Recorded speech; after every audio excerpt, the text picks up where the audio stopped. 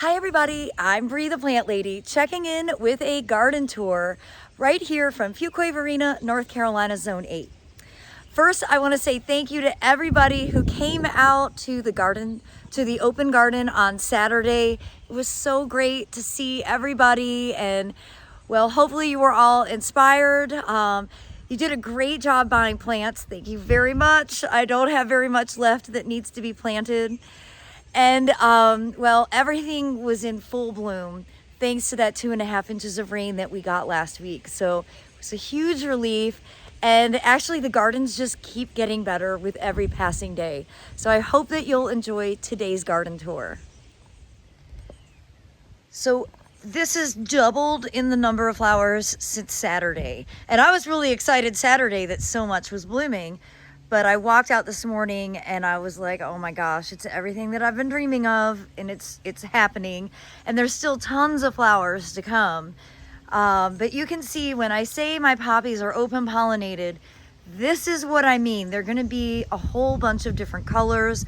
They're gonna be different textures. So you can see here's one that is sort of kind of a filigree center, and then we've got straight singles. And we're having some kind of strange weather. It was much warmer this morning, and we have a very mild forecast all week. And then on Saturday, it clicks back to summer, and the highs are in the 90s with low temperatures in the 70s. So enjoy the last few days of what I'm calling real spring weather. We don't have much rain in the forecast either, so don't put your hoses away. But I do hope that you can enjoy this beautiful scene, which I honestly, most of winter did not think would ever come to fruition. It's such a relief to see everything in bloom, and not just this side, but also the other side of the greenhouse is in full flower as well. Well, this border, which has been looking magnificent for several weeks, just keeps getting better. And what I'm really happy about is the amount of diversity represented here. So we've got rose campion, we've got lots of larkspur, we've got bachelor buttons, and lots of poppies. And you know, of course, the different color poppies add such an incredible color. I did headshots this morning. I took them myself. I used a remote control with my cell phone, and I got a lot of pictures where I'm tucked into these flowers. And this border is really starting to show off as well. Again, most of what you see is self-sown that's in flower, and then the stuff that I seeded is yet to come, but it will bloom. So this border is just going to keep getting better and better and better. And you know, last week I was saying to myself, gosh, none of the calendula have flowered. And then, ta-da, calendula is starting to bloom finally. Again, that's stuff that I seeded, so it's a little later than the self-sown.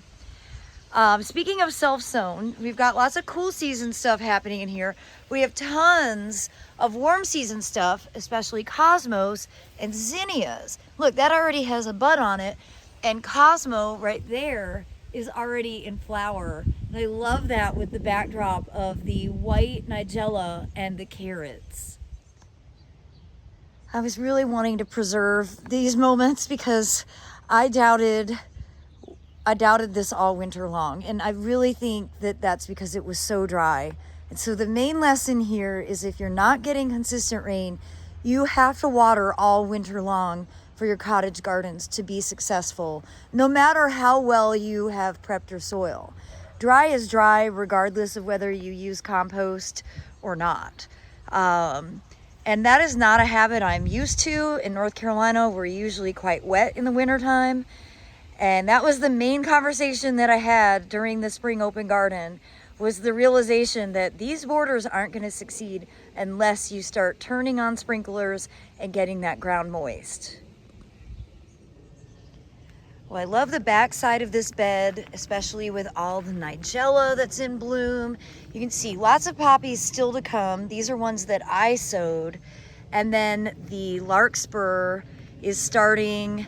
We've got carrots that are starting as well. And I think carrots are just such an important part of the mix. And so this border is going to be looking great for a good long while. Again, the nigella is all self-sown.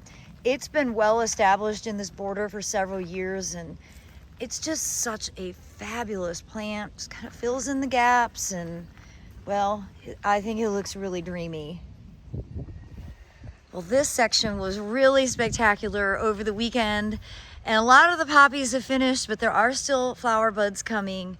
And of course, the nigella has a lot longer to go. That'll probably be looking good well into June. And it's amazing how this morning, all of the California poppies were in full open flower, and we've just gotten like cool and cloudy, and they've closed up. But this pool bed is finally looking kind of like what I was aiming for it to look like. Not quite enough larkspur mixed in, but I'll take what I have, because this was the picture that I was aiming for. The blue and the orange mixed together in these layers so that you can stand in one spot and you really get this dynamic image. I call this cottage chaos section. Poppies keep on going, these self-sown Reese poppies. I appreciate that they're all red over here. I don't know how that happened exactly, but I like it. And I really like that there are carrots coming. And look, this has a nice pink hue mixed with the nigella. I just think the nigella is so spectacular. And again, you know, all of these are winter sown. These are cool season annuals. So you have to follow along to see them continue to bloom. Then they go through a really ugly phase as you start collecting the seed. And then all of these borders will be transformed for the summer season. And here along the south side of the foundation, these poppies have just been beautiful for several weeks. And what a beautiful, you know, entryway for the Airbnb. I know I certainly love this mix, but I really like this double pink corn poppy. I just think that one is so beautiful. Here's a fresh flower.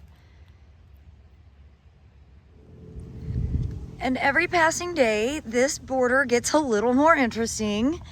It is amazing how the summer stuff has just erupted. And you see a dahlia here, and roselle, and other hibiscus. That's hibiscus acetolatus. But then poppies that haven't even started to bloom yet. So this is going to be, again, like some of the other borders, ongoing. And I think that it's going to keep getting better, which is not usually how this bed's been. Like usually this was one massive impact, and then it was done. I could clean it up and then get it replanted for summer. This year, I think it's going to be a bit more complicated, but I'm pleased that it has some color showing. It's not the best spring display ever, but it's looking better than it did 2 weeks ago. Now, I mentioned that burgundy leaf hibiscus, and that's a plant that I really love, and I wanted to show you the flowers on it, because it doesn't usually flower in the summer, but here it is. It's a really beautiful bloom. You don't notice it much because it's, you know, a burgundy flower on a burgundy leaf, but I still think that it's worth noting. And one of my favorite sections of cottage garden is this mix of natives. So that's a Paccaria, the yellow there, and then Thermopsis blooming with the poppies, and bachelor buttons, penstemon, California poppies. This corner really has looked great for several weeks, and when I look out my kitchen window and see this, I think, oh my gosh, it's almost as if I knew what I was doing. I know if you watch my videos, you know that most of the time I am questioning absolutely every move I make, especially with these native borders. But in this moment, it actually does look like it was done on purpose. Well, everybody, I hope you've enjoyed this quick mid-May cottage garden tour. I just couldn't resist posting another one because, well, every day there's just more and more flowers to enjoy. I'm also really excited that I will be down at the Aiken Garden Show this weekend, Thursday to Saturday, and I have some extra really cool plants, including my favorite tomato cream sausage, I've got purple leaf rice, and I've got mangaves that I'm going to be bringing with me to sell. So if you are in the Aiken, South Carolina, Augusta, Georgia area, I hope you'll plan to come. I'm giving a presentation on Saturday. And well, like I said, I'm going to be there selling plants, seeds, and books Thursday night for the preview, and then Friday and Saturday during the festival. Well, everybody, I'm wishing you all the very best. And well, thanks as always. Thanks so much for watching. Happy gardening.